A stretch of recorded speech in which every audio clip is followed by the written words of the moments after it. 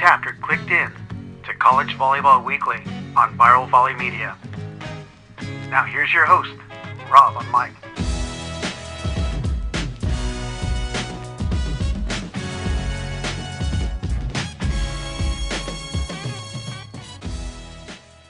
Hey, good day, everyone, and welcome to episode 8 of College Volleyball Weekly, or Week 8.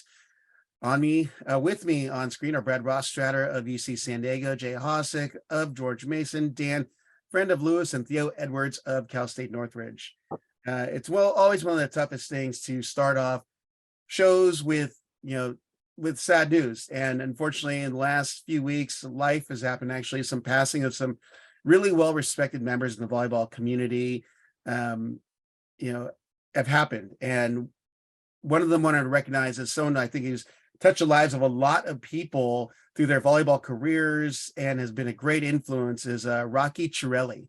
And if you don't know who Rocky Chiarelli is, I'm sure Jay has more history because he got to coach against him a bunch of times, as with all of you in different circumstances. But he played at Long Beach State. He coached at Long Beach State, was at USC, coached at Huntington Beach High School, Newport Harbor High School, Balboa Bay Club, a ton of just great mentoring opportunities for Rocky Chiarelli, and son, Tony, All-American at USC, passed last week. So thoughts, prayers, condolences, and sympathies to the entire Chiarelli family. Also, legendary Hawaiian play-by-play commentator Jim Leahy, father to Kanoa Leahy, if you're watching the current broadcast, passed about 3 to 4 weeks ago, and we'll miss him very much. I coined him as not Vin Scully, the Chick Hearn of volleyball with a Hawaiian accent, which I don't mind hearing because I love the pigeon style.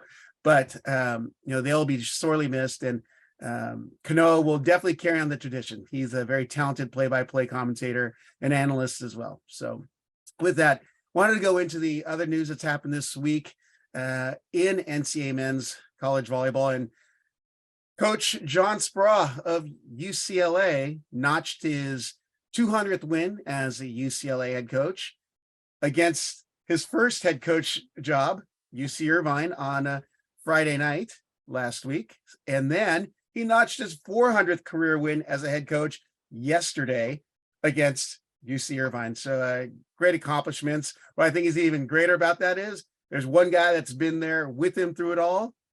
It was Rob Chai, the statistician.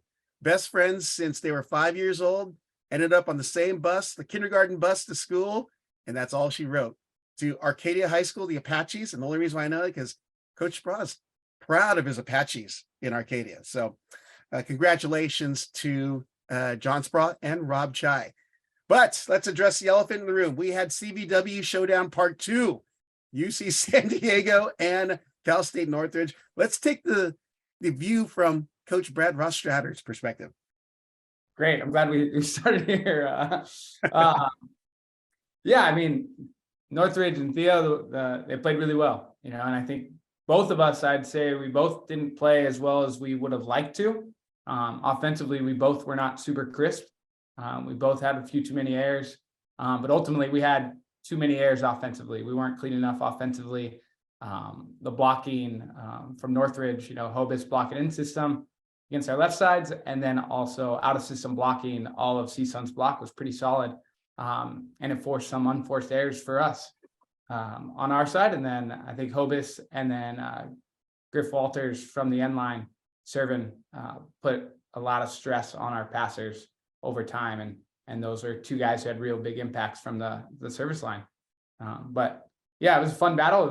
It was really fun way to start off Big West play. Not the way I would have wanted it to end, but definitely a really good testament to the level of play and kind of the growth that we've had in our gym, which is ultimately what we're focusing on every single day.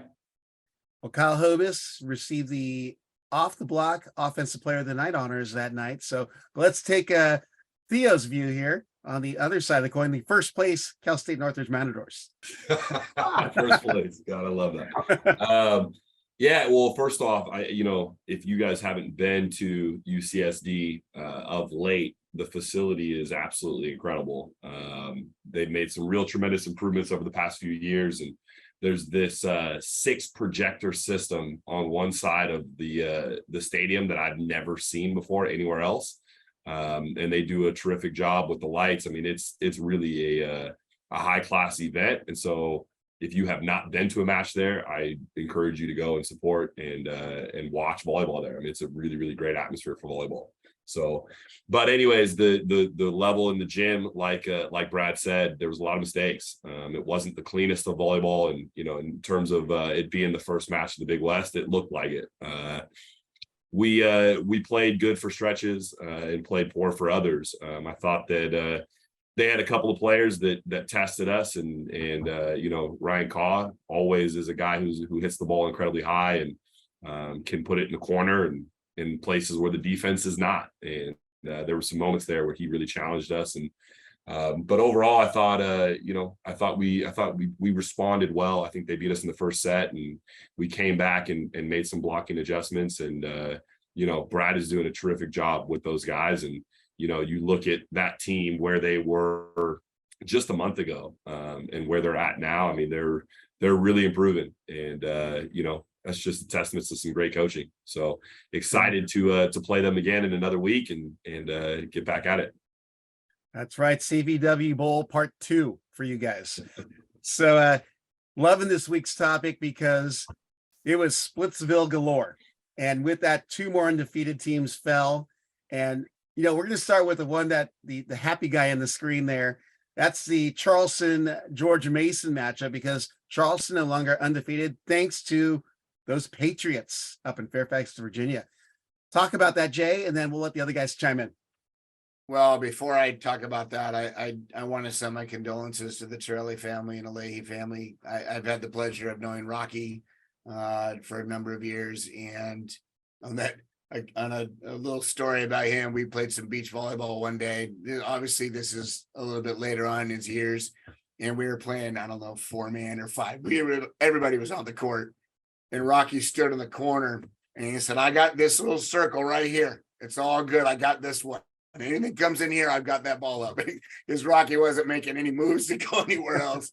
But he is no doubt one of the most influential coaches of Southern California over the years. The amount of kids that came out of his programs that went to D1, D2, went on to become All-Americans and go play pro. Absolutely instrumental in their growth and development, and one of the best hecklers of all time, if you ever get a chance to listen to him. And Leahy, you mentioned Chick Hearn. Vince Scully is a great call. He is the absolute Vince Scully of Hawaii volleyball. Jim was an absolute treasure, and I'm really sad to see him pass as well, because he was just such a great guy to listen to. He knew the game of men's volleyball inside and out, and he will be sorely missed. So on to bigger and better things. I was really excited about the way our guys played on the first night in the first 2 sets.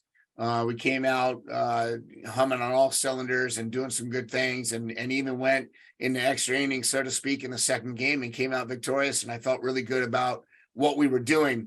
Unfortunately, over the course of the next few games, I think we had 25 service errors or 26 service errors. And we just took our foot off the gas and we couldn't finish. And, we were obviously disappointed and did not feel really good about our performance. But in the locker room, our guys looked at me and said, "Don't worry, coach, we got this one tomorrow. We're going to beat them." And we went out the next night, handled them in 3. And I thought it was a really telling moment for our program this year. We're so young and we played such a tough schedule. And if you look at some of our matches, we've gone 5 with some of the better teams. You take a couple of points here and there because we were up in both of those matches and turn around. Next thing you know, we're 5-5. So I feel really good about where we're at. I know that it's not the record that we all hope for at this moment, but I really like what's going on in our gym. I like the way my guys are coming in every day determined to work and get better. And Charleston's a good team. They've turned that program around. Luke Reynolds has done a nice job of bringing in the right kids that fit his mode of coaching. That team over the time is going to be even better. Win, lose, or draw, they're going to be in the discussion at the end of the year for the IVA, I believe. And I think, they might surprise a team here and there later on down the line, because I don't think they're going to take this loss lightly. I think it hurt them. You could see in their faces they were a little bit disappointed and it all ended, but doesn't take away from what they've done already for the year so far. So but we're still getting better. We got a ways to go. All right. Anyone want to jump in there? Feeling like they got the mojo to talk about Jay's match, taking down one of the undefeateds? I called it. Omar was pretty good both nights. I like Omar. He's a steady rock for Jay's team and does some really nice things. And so I think you saw him produce pretty good both matches. And so I'm not surprised in that sense. And like Jay said about his own team, I think he's got a younger group that keeps getting better. So I want to go back to Theo and Brad's match real quick. I love how much complimentary stuff the winner tells the loser so he makes him feel better. Good job, Theo. Do you know what I mean? Brad, go get him next time at his house, okay? All right, I just want to throw that in there, okay? All right. Yeah, Theo, you don't need to do anything. You're doing great stuff while Brad's there plotting in the background. Your lights are great. You got this video. It's all good. So, but I beat you, just so you know. Hey, it's really impressive though. Like, I'm not even messing around. It's no joke. It is no joke. I'll tell you what. I went to Ohio State. Those guys had fire tubes that cost $2,500 a pop. And 2 tubes on the end, and it's like you're at a barbecue. And I'm like, what just happened? And he's like, well, our women's team did it this year, so Birch is like, our men's team has to do it. I'm just like, what? You're at a Britney Spears concert? What? I guess. I don't know. Britney Spears is doing That's awesome. pyromania, That's awesome. pyrotechnics. Jay's thinking more Def Leppard now. So Yeah, I'm thinking Def Leppard, Motley Crue. Like, let's get after it. well, since you have to go to the CSUN San Diego matchup, that artwork behind Brad looks like a wiped up dry erase board. So you're hiding your game plan from Theo right now. He's not allowed to see that. And he can't see the video we're watching on the other screen. It's better than the Pollock painting you got behind you, Rob. Yeah. Hey, actually, Jay, I wanted to ask you, did you go with a new setter this weekend? Is he Bulgarian, Russian kid, Georgi Zaharayev, or is that his name? Yeah, no, the first night, he did a really nice job. And in the fourth set, he just kind of, made a couple of weird decisions, and we were down early. And I thought, let's give our guy Troy McDonald a little bit of time and see how he does. And I just stayed with Troy the rest of the night. But the next night, I left Georgi in the whole time, and we had 14 service errors in the second night, but we had 13 aces. That's a ridiculous stat. But Georgi's doing a nice job. They're both really good. They both can set really well, and it's a real battle in our gym right now. So I like what I'm seeing. All right, our next Splitsville Galore match, number 5 Grand Canyon, number 7 Pepperdine. Some serious 5-set brawls going on there, but let's let you guys let's get your guys' take. Let's start with Dan, because I know he's got a lot moving. I can see the gears moving up there. Well, I don't know about that. So, but I think in this, I haven't gone and watched it. I just saw the stat lines on the match. But Jalen Jasper's just continuing to crush it still in terms of offensive production. So, people are saying, hey, next USA opposite. But anyway, he's doing some really nice things. And, I'd like to go back and probably see that 5th game, because we know GCU is pretty good.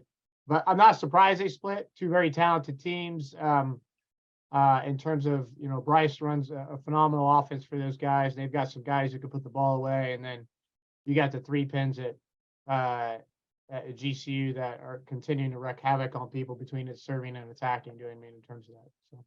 Yeah. All right, Theo, what's your take on the Grand Canyon Pepperdine series? Yeah, I think, I think the interesting part about this Splitsville week, right, is the fact that we had 2 undefeateds that lost, right, and lost it in split fashion. I think Dan hit it on the head, right? What Jalen Jasper's doing is absolutely unbelievable. He's doing it in true 6th-year fashion. But man, his I think night 2, the night that they win, he hits 480 and change.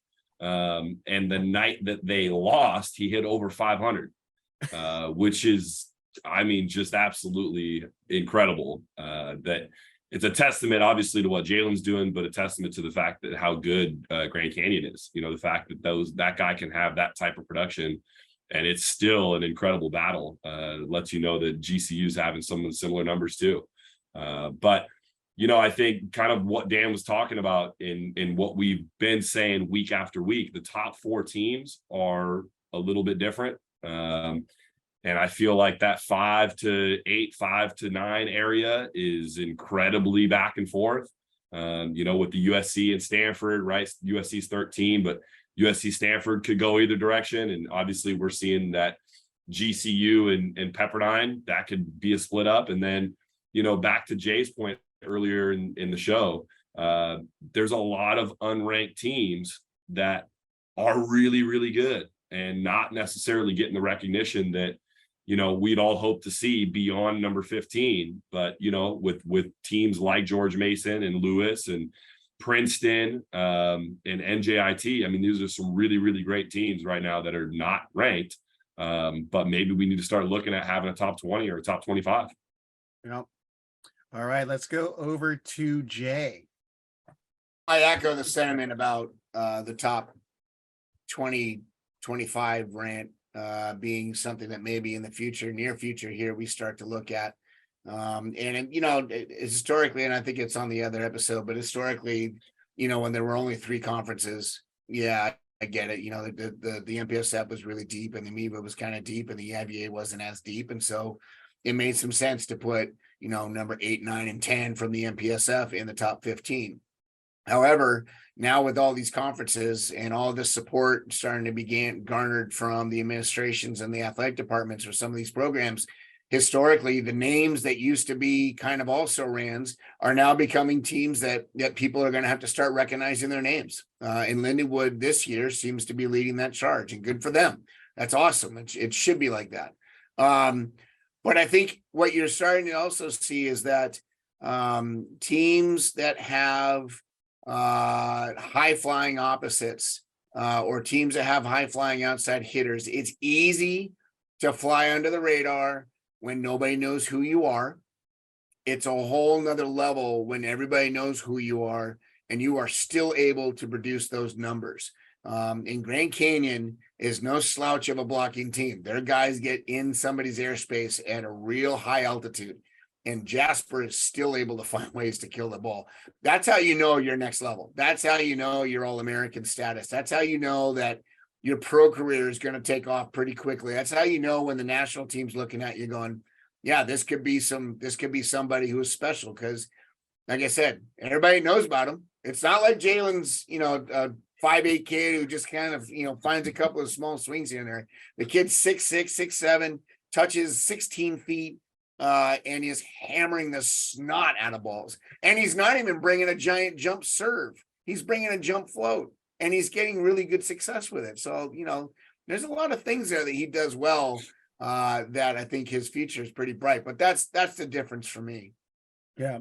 Before we finish out with Brad, I just wanted to, one of the things I saw on social media was some heckling going on, and I wanted to address it because I thought it was stupid. I have no problem with heckling. I enjoy a few good laughs, but it was saying, hey, number 1, referring to GCU, which is Camden Gianni, how's your 4th or 3rd freshman year? And I was like, seriously? The guy died, was resuscitated, and had open heart surgery, and came back a year later to be on the starting line and became an All-American. That it rubbed me the wrong way. We'll just say that. It should rub you the wrong way, because on the surface, that's a dumb statement. If the guy even knew the story, I guarantee you it would not be a statement that would be made. And that's an unfortunate situation. And I don't know, maybe he didn't want the story out there to the public, but if we marketed some of these stories the way that women's volleyball does and get it out there, if the NCAA pushed any of this stuff out and let people know his story, it'd be a heartwarming story instead of you having talking about some heckler not knowing what he's doing. Yeah, maybe Pepperdine should take a page out of UC San Diego's book, because their hecklers were talking to our number 1 about what kind of shampoo he was using, and I think that's classy. That's the way to do it. That is the way to do it. You know who else was really good? Princeton a few years ago had a bench, and when somebody else was serving, they had a guy who would mention a different food item every single time somebody was serving. And it was a different food item every single time. It was absolutely fantastic. So we were all sitting on the bench going, what's he going to name next? We were like trying to guess what he'd say. It was fun. That's creative. And I love creative heckling. Absolutely. I didn't want to steal your thunder, Brad, but I had to get that out before I finished the GCU Pepperdine matchup. No, that was perfect. I was going to do a deep dive into all the hecklers and everything they said. So I'm glad you took care of that one for me.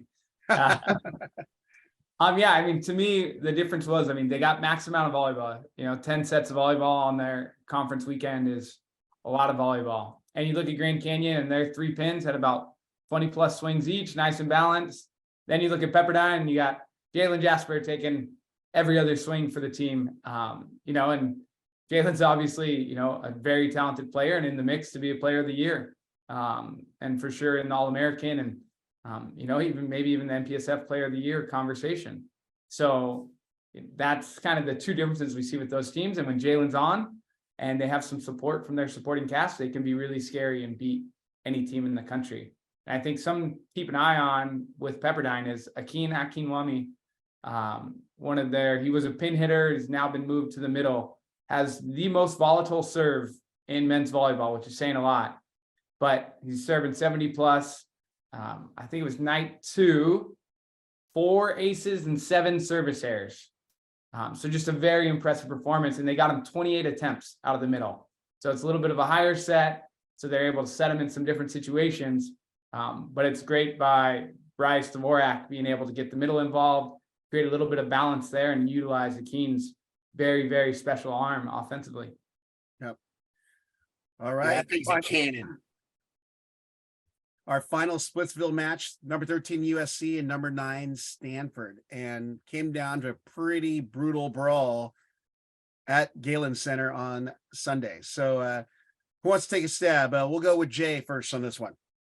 Well, I think the controversy is going to be discussed probably the most, and I won't delve too deep into it other than the ref made a call, and it may not have been the right call. I don't know which one was the right call because I can't see it clearly enough on the thing, but when you have two teams that are fighting for a small space up at the top, things can get heated and contested, and there's a lot of fun in watching that. So 2 good teams. You won't hear the end of them after this weekend. They're both going to be in the hunt later on down the line. Yeah. How about you, Theo? Yeah, I think this matchup is really unique in the sense that, if you watched it and you look at the stats, you look at who won which sets, it felt as if Stanford had control for most of this and let it slide a little bit. I think going back to what we talked about early on, surprises for this season, and USC is definitely one of them, right? They graduated a lot of guys, a lot of talent, a new setter, obviously some new pins in the transfer from UCLA. So to see them kind of develop and get to where they've gotten and finding a way to scrap out a victory over Stanford, I think is pretty impressive. That team they got some talent. You watch them play, it's not perfect, right? They're making a lot of mistakes. They're doing a lot of things, but finding a way to win is absolutely a part of the game. And, obviously this went to a split and went 1-1, and this easily could have been 2 victories for Stanford. And I thought it was impressive that USC found a way. Yeah. How about you, Dan? Your take on that matchup between SC and Stanford? Well, the first night, I pronounced his name correctly. Is it Theo? Snowy. Snowy. Yeah. Snowy. I mean, he was pretty good the first night along with Kevin Lamb. And so I saw them carry some weight. But I think you said it earlier, Rob. I think Stanford had a lot of opportunities the second night to close it out, a couple of game points early in 4 and then in 5. And, ultimately, learning how to finish on those matches is probably key to their growth, in terms of that. And USC walked through the door because they left it open in terms of that. And I think that's a lot of things. And those teams that we talk about 5 through, 12 is those teams that are able to start making those separation, are the ones that start winning the games that they should and don't leave the door open for teams. And that becomes a pretty big growth point for a lot of our teams. Yeah. Actually, speaking of growth for USC, one of the things I recognize about this matchup here, particularly USC has been led this year by Dylan Klein in most matches. In night 1 against Stanford, he pretty much got closed out. Then he responds on Sunday and just went off with 30-something kills, and which I thought is amazing. Good turnaround for a true freshman. and he's got to be a freshman of the year candidate, if not in the MPSF with Rowan, definitely in a national discussion. So I want to go ahead and let Brad have a shot at his thought on the USC Stanford matchup. Yeah, I mean, Dylan Klein, night two, Dylan Klein and Simon Gallus were the reason why SC were able to battle and find a win. And I agree, Stanford was a little bit more talented, a little bit better, a little cleaner. But I think SC just showed some toughness and showed some grit, finding ways. And they went with a backup setter for stretches and did some blocking subs and some switch blocking. So pretty much threw anything and everything at Rotman and Snooey to slow those guys down. And it paid off, especially in that fifth set. All you need is one or two block touches, or, they had their middle blocking on Will Rotman for that controversial net under challenge call or whatever it ended up being that we couldn't really tell on the volumetrics camera. But yeah, it's a battle, and that's a huge win for SC, being able to split with that team when they didn't quite play as well as them, statistically speaking. Yeah. Hey, you brought up a name, Simon. Like, I felt like we said that name every week last year. Yeah. And you haven't seen us, Jay was talking about where everybody knows you're coming. And I thought Simon was pretty new last year and was doing a lot of things, but it's a name we haven't maybe said as often in terms of that. So, well, they've been going to Coburn since he transferred in. And they're obviously trying to get Dylan Klein developed, but Simon Gallus was he was offensive player of the week a bunch of times in the MPSF last year. So he hasn't left the court for him. He's been on the right side. Coburn's been on the left. So he's been playing a ton for them. It's just, I think, just a lot of moving pieces. It's a new team as much as it's a lot of familiar names. Yeah. This isn't a Splitsville match. I wanted to ask, I know, Dan, you had a tough 0-2 week, but I wanted to ask about your Ray Strong preemie awareness night and how that went for you. Well, we raised $2,500, and I just wrote the check this morning and sent it off in the mail to Lily's List, which is an organization that we're helping out. So yeah, I think as much as we all want to win, I think those things bigger sometimes, and had a lot of great support on both sides, Loyal and Lewis. It was a good match. I think it was back and forth, and and ultimately raised a good chunk of money, and we're able to do some good things with it. In terms of it. So, but yeah, the match was good, and like we said, we had an opportunity to win game one, but Loyola capitalized on our errors on our side. You know what I mean? And so, I think we win game three, and then game four was pretty much they kind of led. But yeah. So regarding the Ray Strong, can people still give now? Yeah, I still give it. You go to raystrong.org and ultimately make a donation, and we're continuing to do stuff for other families and things like that. And so, so yeah, somebody wants to get on and donate, it's great. Or if they got an event they want us to be a part of, they can reach out to me at the same time. Good stuff. All right, our next topic, the few team focus items. Sorry, we have to transition into this one, Dan. Ramblers rambling in the MIVA 2-0 week against you guys in McKendree, and they're leading in the MIVA. Are they the real deal? Let's start with Brad on this one. I think they are, especially within the MIVA. What that means for national title contenders, I think that still remains to be seen, kind of seeing it consistently over time, like those top four teams we talk about every single week have done for the past few years now. But I think they are within the MIVA. Parker Van Buren is playing really well. Dan Mangum, I think, is just continuing going slightly under the radar with a lot of people. I know we've talked about him quite a bit here, and he had another really impressive night. I think it was 40 plus assists in a 4-set match, which is really tough to do. And it means your team's playing good and passing well and serving well too. So yeah, I think Loyola is just playing pretty steady, and it looks like Schlottauer is finding his rhythm and finding his stride with new supporting cast all around him. All right, let's go over to Theo. We're going to finish with Dan last because it is his host conference. So, yeah, I haven't had the pleasure of playing these guys in person, but watching on video, I mean, this is an easy one. They're a good team. Obviously a new coaching staff who's doing a great job, and we all are incredibly familiar with them and their skill set. But these guys are good, and they're coming off of 2 weeks ago they played incredibly well and got a big win over Ohio State, and so coming in and knocking off both Lewis and McKendree, I mean, I think they're playing some really good volleyball right now, for sure. Yeah. Jump over to Jay. I don't think anybody is surprised that John Hawks was going to go in there and turn things around and make that program feel a little different. That doesn't mean anything other than they're going to play his brand of volleyball. And John Hawks knows what he's doing. He's been around the block a few times. So it's definitely not a surprise to any of us. Schlotthauer, Mangum, and Van Buren, or Parker Van Buren, are doing really, really good things. And that's a three-headed monster, and one of them touches the ball every time in a rally, hopefully. So that's a pretty good trio. But you know, I think Brad's right. Are they a talk or conversation for a national championship? I'm not sure. They have all the pieces, but that doesn't mean they can't get hot and get better. You know, the best teams are up here, and the rest of us are all somewhere down in this area. Some of us lower, some of us higher. The thing is how much better can these teams get? Are these teams going to grow exponentially like we are and be so light years ahead of everybody else that nobody ever touches them? And I think the answer is no. I think everybody else gets better. And it's how fast can you progress and get to that level where you can compete with them on a nightly basis.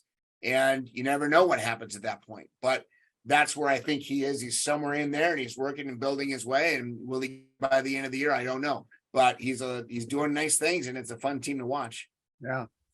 Well, I'm going to like this response because I know Dan's got to be diplomatic in that same conference. I know they hang out together with Hawks and Dan. So what's your take on Loyola?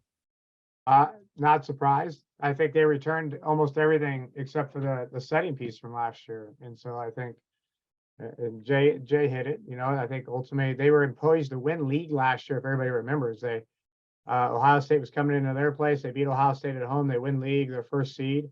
They lose that match, and then they're the second seed, and Purdue Fort Wayne upset them at.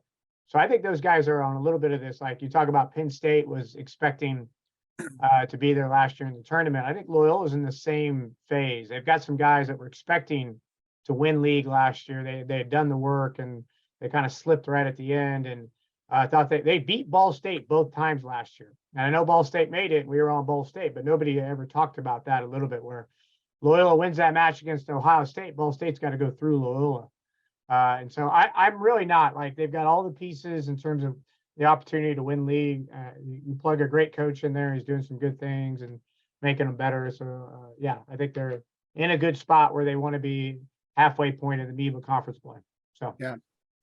All right, next matchup, Hawaii hammering Long Island, but they've done it without the services of Jakob Tella. They've inserted Keone Thim in it outside, and you've seen some Philip Humler as well.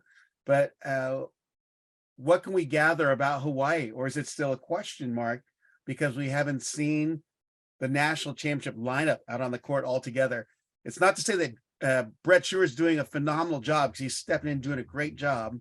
But wanted to get your guys' take on what we could see from Hawaii in the upcoming weeks, being that they'll be facing Pepperdine, and then they've got a big one the weekend of, I think it's a 10th or 9th or 10th or something, where they host the Outrigger, which is Penn State, UCLA, PFW, and of course Hawaii hosts. So let's start with we'll go Dan on this one, since you went last on the last one. Well, I think, is Jacob Thaler just being rested? Is he okay? We don't know that. Like, I think this is the thing that it's like they're playing a couple of different pieces, and nothing against LIU, but they can, because they're that good, so they can shift their pieces around. So are they going to do that if Pepperdine was coming in right now? Are they going to do that if, you know, the opponents that are coming up? I think that's the thing we'll see. Just, is Brett Schuer still going to be out there when the tougher part of their schedule comes up here in the next couple of weeks, or does Jacob get back out there in terms of what's going on? And so and the season's long and it's grindy. So when you're good enough and you can play your second guy in a spot or your third guy in a spot to make your team better in the end, I want to get back there. That's where you want to be. You know what I mean? Because then it's like those guys' legs get rested. You wonder with Jalen Jasper at the end of the year, how much gas does he have left in the tank? And if he's done all his workouts and all the summer stuff, he may be the stud that we continue to see. But some guys, you know, that's a hard load to carry when you're the main guy for 4 months of the season in terms of that. Yeah. Let's go over to Theo. Yeah, I actually had an opportunity to watch this match on the ESPN production. I think I watched a little bit of night one and a little bit of night two, and just kind of bounced back and forth between them. And the thing that was impressive about Hawaii is that they talked to Charlie before the match. They were specifically trying to expand on their depth. They played a lot of different guys and rotated some guys through, and this team is deep and they have some talent. And, I think obviously the fact that they're able to continue to play at a pretty high level without Jakob is impressive. And, Brett Stewart is a good volleyball player. He's a good setter and he's steady. He's definitely not the same athlete in that position, but the passers were doing such a great job that he was just in system, and it looked really easy at times. But they had Todd on the right for a little bit, and he's a guy who's kind of developed, over the past few years, and has developed a little bit of an arm swing. And they had their main passers in there, and they pass well, they block well, and they've got some pieces. And so, I think this team is absolutely the real deal, top to bottom. And if they're missing a guy, they can still beat a good team. And we're going to see that as the Big West progresses. Yeah. Jay. So have you ever played volleyball at the University of Wyoming? There is a sign overhead on the entrance that says, "Welcome to 7,200 feet. How's your air?" When you are an East Coast team playing at Hawaii, there should be a sign that says, "Welcome to 1 a.m. your time. How's your rest?" And that would be a major indicator of why over the years it has been historically tough for teams to go into Hawaii and play well from the East Coast. Now, all the people from Hawaii, please don't send me hate mail. I'm not saying that your team isn't worthy. All I'm saying is LIU is a new program. They have not played a caliber team like you yet. They went over to your place, and yes, they got a day of acclimation, but it was still 1 a.m. when they played you. They're not going to be as fresh. So that being said, Hawaii's a real deal. They're not, they're just reloading. They have the same bullets, probably 12 to 14 to 15 guys deep. Guys have been chomping at the bit to go in there and play from day one and haven't gotten a chance yet. Stewart is their starting libero. The kid just went out and set them into a victory against the team 3-0. So the kid can play a little bit. So yeah, there's some depth at that. Hawaii's the real deal. I think the next few weeks when their meat of the schedule starts to take off, that's where we're going to see how far they can go. And the thing is, I think Theo hit it.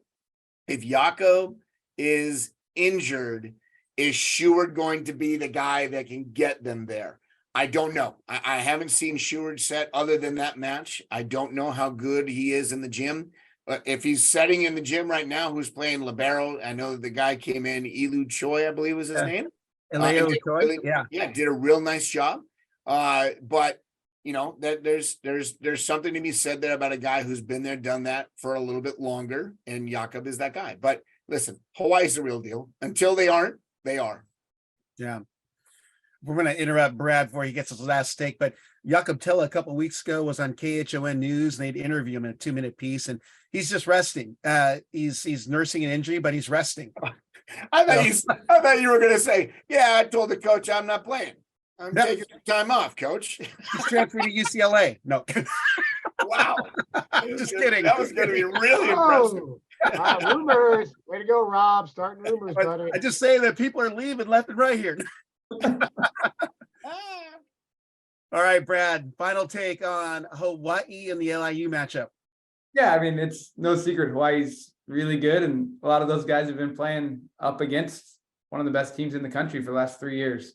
And with Charlie, Milan, Capono, they know what they're doing. And for a lot of those guys, a lot of their main contributors for the last few years have been finishing their season in May and then going overseas and playing internationally. So having some time off is really valuable for their bodies, valuable for their development, and allowing their bodies to reset a little bit and not having to be competing every single weekend for 5 more months. So yeah, I think it's only making them stronger in the long run, which isn't ideal when we're gearing up to go play them in Big West play here in a few months. All right, our final topic here in our feature is this one hurts me to say. Bruins blast the Eaters 3-1 both nights, Friday and yesterday, it's Sunday. So we'll start with Brad on this one since he went last. Yeah, I mean, UCLA is still really, really, really good. They're serving well, they're playing some good volleyball, and they're consistent, between all three of those pins and the balanced attack setting quick. Night 2, Merrick was really, really good. Offensively at the net blocking. They keep proving to the country that they're right there in the mix with all those top teams within every single match. Obviously they dropped the first set in each of those matches, which that might be an interesting piece and something that could haunt them down the road in some must-win matches. And then with Irvine, they kind of ride or die with Sonny. Heno's playing really well, but if Sonny's not performing at the level we're used to, which is a elite All-American level, then that puts a lot of stress on everyone else around him and himself as well. So continuing to watch that and see how he manages that growth, because he's at that point where everyone knows who he is, everyone knows the ball's going to him, and trying to stop them with everything they can. Yeah. Night 2 for Merrick McHenry, 15 kills, 1 error, 636, ace, 2 solo blocks, 5 block assists. That's all he did. And he put away 2 set points. So let's go to Jay. First of all, if I'm John Speraw and staff, I am wrapping up Rowan in bubble wrap every week. He's not practicing. He's not doing anything except walking around like Ralphie from a Toy Story with bubble wrap all around to keep him safe. Secondly, Brad touched upon it. Sonny is obviously the main engine part right now. I'm not saying Heno's not good, not saying the other guys aren't good. Sometimes when your number one guy goes down and the rest of the guys are now left to their own devices to figure out how to be successful, it kind of helps all of them get better, because no longer can they rely upon one guy to get us out of trouble. Every good team, we say, has that one guy that, when what's hitting the fan and maybe it's a bad pass or it's a long rally, you just go, hey, go get us out of trouble. And that guy bangs us out of trouble and we move on. Now nobody can do that. And so they all kind of have to figure out a way to be successful so that when he does come back in, he's just icing on the cake, if that's the case. And so I think that's going to help Irvine rather than hurt them down the line. All right. Good take. How about you, Dan? Yeah, I think, granted, I'm curious, they lost both the first games each night, but I think you're seeing some consistent production by the main core group of the UCLA guys in terms of lineup. And as they continue to work through league play and they move forward, I think they keep getting better, but Irvine's talented, so I'm not surprised they took a game in terms of that. I think, but I'm also not surprised that UCLA closes them out in 4 and doesn't get caught in the 5th game in terms of that. So, because UCLA is just a better team right now from that standpoint. So I think Irvine has to have like Sonny, Heno, both those guys have to have big time nights for them to change the outcome in that match. So, and close out with Theo. Yeah, I mean, if you guys didn't know, these 3 coaches that went before me are excellent, and they know this game incredibly well, and they hit it on the head. UCLA is the reason that we're talking about them every week, is they've got so many weapons. Between Ito, Ethan, Alex, you're not even talking about Merrick in that mix. I mean, those guys are just incredibly consistent on a nightly basis. And again, when you talk about what it takes to beat a team like this, you need Sonny to perform, and he's got to perform at an elite level. And not, I actually didn't have an opportunity to watch it, but just in looking at the box score, he wasn't himself. He wasn't what Irvine needed him to be. And, it doesn't say that they can't get there, but they've got an undersized setter who's running the offense. And, Sonny's got to be that guy. Obviously, Heno's playing great and probably good enough to beat a lot of other teams, maybe in that 7 to 15 range. But without Sonny having, a Jalen Jasper type of performance, I think it's going to be tough for Irvine to beat a team like UCLA. Yeah. So being there firsthand both nights, one of the things I realized with Speraw and the Bruins is, so they started with one lineup in set 1, and they're not liking what they're seeing result wise. So they started with Guy Ginnis in the middle, and he's not doing bad, but they're seeing something that they don't like. Let's put in J.R. Norris the fourth in. Comes in, just blocks, hammers, inserts so much energy in the team. And then throughout the year, if you looked at what they've been doing, okay, you know what? So-and-so's not having a good night. Let's put in Zach Rama. Oh, wait, wait a second. We have Cole Kaczynski. Oh, wait, we've got Grant Sloan. Oh. Hey, Rob, shut up, dude. We all know this. And we got to play them. You don't have to keep telling us and rubbing it in. None of us have that problem. But the fact that they can make that adjustment and come back and turn things around or get what they want to see. And you talked about Hawaii's death. And this in 2 weekends, we're going to see a head-to-head matchup between these two teams. I don't want to jump too far ahead, but I can't not admit that I'm totally excited to see this matchup. So it just seeing those kind of tweaks and be as successful as they have been during the season so far, we're looking for probably a classic regular season match right here in the next few weeks. So I know we are going long, so I'm going to just jump to the matches you guys are watching in week 9. I don't know if you guys got a chance to look. There are, I think I've counted it, 39 or 38 total matches. So I'll pick one, maybe 2 that you're focusing on. That would be awesome for our fans and viewers to hear. So let's start with, I think Theo looks ready because he's like, okay, hit me up. Yeah, I think, Pepperdine, Hawaii, we keep talking about, like, is Hawaii that real deal?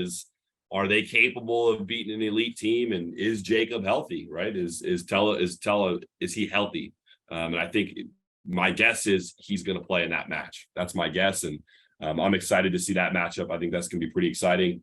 And then, I'm looking forward to Lewis and McKendree. I think that's going to be awesome. Obviously, with Dan being here on the podcast, I'm rooting for him to bounce back and go and get McKendree. But I think that those are 2 really good teams. McKendree's had some tough losses this year, but they're incredibly capable. So I think that's going to be a good battle. All right, let's go over to Dan of Lewis. BYU and Grand Canyon. I think that becomes we're talking about Grand Canyon that has kind of established themselves as that top middle tier. And then BYU has been kind of clawing back in. You know what I mean? Like, not very good last year, been climbing their way back through the rankings this year, been getting some wins.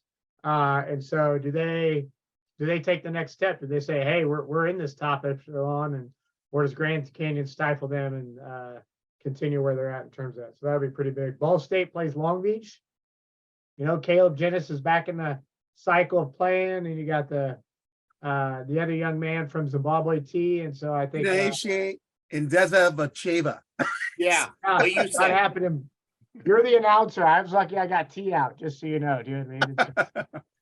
But I think them playing Long Beach, that'll be an intriguing match in terms of this physicalityness from that standpoint and how those guys bounce back. So, hey Dan, I was going to ask you though. I noticed that Donan is had a setter change this week, but Flores came back in. But I wonder if that was a experiment or. I think so. I think you saw it happen right after our match with them. The Polish young man went in, and he's a. Frozen. In terms of just figuring some things out. So FBI in Dan's office, you got cut off there. You may have to repeat that last part. I just said you got 2 talented setters, and so yeah. All right. Do we got Jay yet, or am I going down this way? Yep, Jay, go for it. Sure. Pepperdine, Hawaii, because I'm interested to see what the Jakob brothers, if they're healthy or not. Jakob Tella is obviously nursing something, but so is Jakob Steele. If he's healthy, South County is pronounced Jacob. I know, but you never know. He could have some different culture in him that warrants the Jakob reference.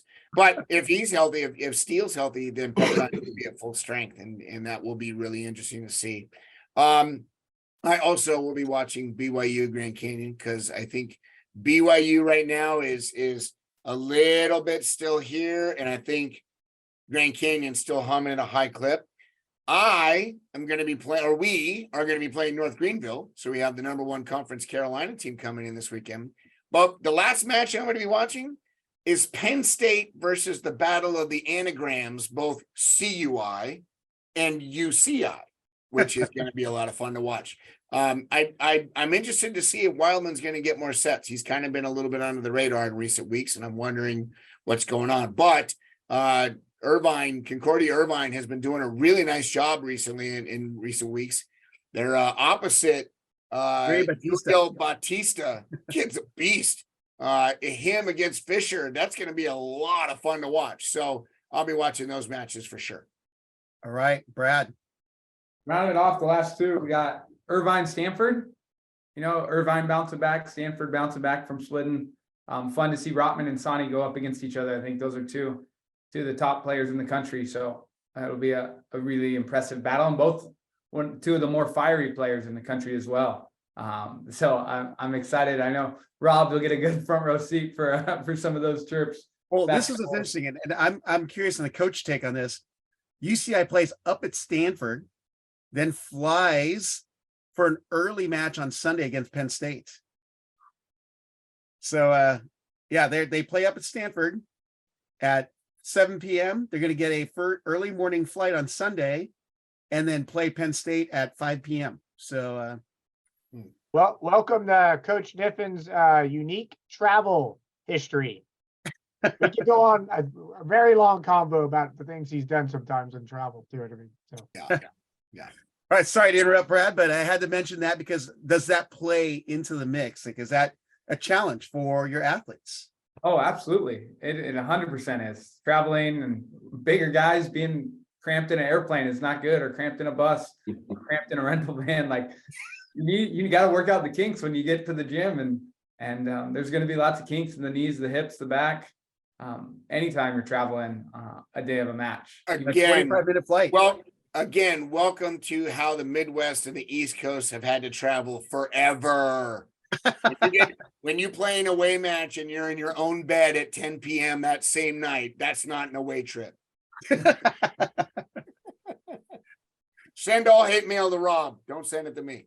Hey, we get home at like midnight sometimes, and it's oh God, I wish our closest competitor is 3.5 hours away. Come on, Rob. Are they playing Stanford at home? I mean, I'm sorry. Are they playing Penn State at home? Or are they playing Penn State away? They're playing Penn State at home. Okay. So it's Orange County Airport's a 10-minute drive from UC Irvine, so direct flight. but you know what though? Dan hit the nail on the head. If you know how Niffin schedules, like he does that stuff on purpose. He likes to throw a little curveball at his guys once in a while to see how they respond. Now, granted, he's not doing it like at the absolute worst case scenario, but he'll make things a little challenging every once in a while to see how his guys respond. And I kind of appreciate that to some degree.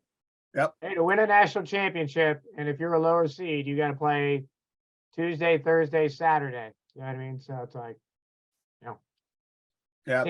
Stanford lost 2014 national championship, and they had to play all three of those matches, and they just ran out of gas in that last match, if you guys remember. And that was against at Loyola. So, and they were good. That was a good team too. So James Shaw was setting that team. I remember it. Yeah. What's the quote that I learned? The road to a national championship is not the path of least resistance. Nope. Oh, sorry, Brad. Finish on. We've totally gone off the rails already. Oh, it's perfect. That was great. The last one is, how does Ohio State respond after losing to Lindenwood? And how does Charleston respond after losing to the Fighting Jay Hosiks? And they pulled it off. Stepped out in Columbus. So. Well, I'm going to add one in there because one of the teams whose record does not reflect the type of play they're capable of is Santa Barbara, and they're taking on San Diego. So I really want to watch that matchup because I know that team is good. And Brad, you're doing good stuff with your guys, but we got a fiery Santa Barbara team, and we all know that what Rick's capable of. So I love that. The question mark. What teams are we going to see that day? Brad, you should do a thing in the future when you guys play at each other's house. You have a surf contest in the morning at your local break, as you got Black's Beach right behind your school, and then you got Campus Point right there at Santa Barbara, and then you combine how many points they score, and then that's how you start the match. That's what I would do.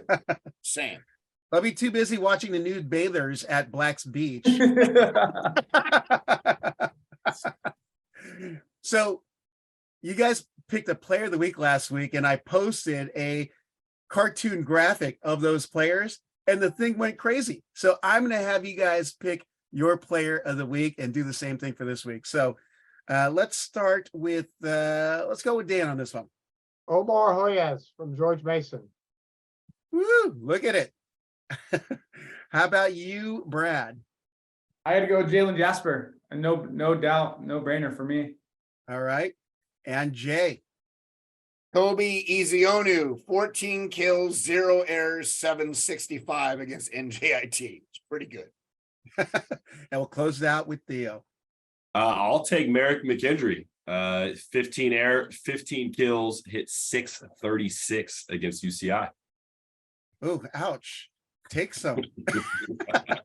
Gentlemen, hey, as always, you guys are giving good content to our viewers and listeners. Appreciate you, all of you. Brad Rothstein of UC San Diego, Jay Hossack of George Mason, Dan, friend of Lewis, raystrong.org. Be sure to stop by, donate to a great cause. And Theo Edwards of not San Fernando Valley State, but Cal State Northridge. So, guys, good luck this week. Remember, check out all these streaming listings on volleyballmag.com. Follow social media on all these guys' programs and any teams that you follow. Hashtag NCAA MVB. And be sure to say hi to these guys. They're taking their time each week to be on the podcast. I've been receiving a lot of love, which I appreciate when I go to different venues. Like, we listen to podcasts, great stuff, but I can't do it without these other 4 gentlemen on the screen. So thank you guys so much. Thanks for listening to College Volleyball Weekly. Be sure to follow Rob Aspero at the Rob on the Mic on Instagram and at Rob on the Mic on Twitter.